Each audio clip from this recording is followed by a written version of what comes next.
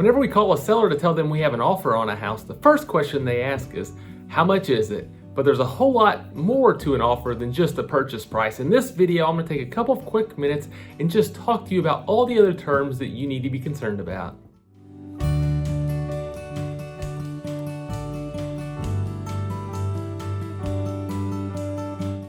Hi, I'm Trey Dobie with the Dobie team of Keller Williams Capital Realty. Today I'm going to talk to you about all the terms in a purchase agreement on top of the purchase price. Of course, the purchase price is a very important factor in an offer, but there are a lot of other things that can affect negotiation on the sale of a house outside of the purchase price.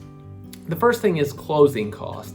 A lot of sellers get offended whenever a buyer asks for a closing cost, but the closing cost cannot be financed like the mortgage. So if somebody has enough money for the down payment, but they don't have enough money for the down payment plus the closing cost, the seller essentially covering the closing cost allows that buyer to go ahead and make an offer. And ultimately, as the seller, the only thing you need to be concerned about is what you're going to net. So if they're asking for their closing cost to be covered, but they're willing to offer a higher purchase price, it makes sense to go ahead and cover those closing costs.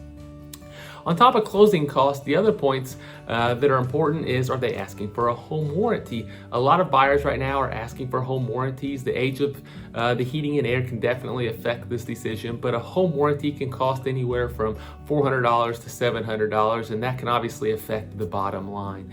The other thing is not so common in subdivisions, but in more rural properties, sometimes people will ask for a survey. They want to know exactly where their property lines are. There's going to be a cost that's associated with that, and who's going to pay for that survey, and that's inside the purchase agreement as well.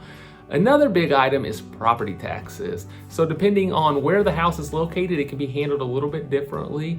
In the counties of Spencer, DuBois, Perry, and even in Gibson counties, it's common for property taxes to be prorated to the date of ownership, and in Indiana we pay our property taxes in arrears. So what that means is whenever you just paid this November installment on taxes, it was actually the bill for the second half of 2018. So if you closed on the house on, let's say, December 31st, you would owe a whole nother year of taxes. However, in Vanderburgh County, Newburgh, it's more customary for the buyer to take over the following installment. So when we record this video right now, it's right around the 1st of December, and what happens right now is somebody would write an offer and they'd say they would take over taxes not in May of 2020, but in November of 2020. So those are some big items that can definitely affect the offer. There's other items such as what type of mortgage are they going to be doing? Are they doing a USDA, FHA, conventional? Depending on the condition of the property, this can affect, if the transaction is going to go smoothly or not as well. Also, there's earnest money. It's important that the buyers are showing that they are a serious buyer and willing to put money down on the property. So those are the main items inside the purchase agreement, other than the price, that you need to have some concern about. But if you have any questions about any of this, always feel free to reach out to us. Again, I'm Trey Dobie with the Dobie team at Keller Williams Capital Realty. Hope you have a great day.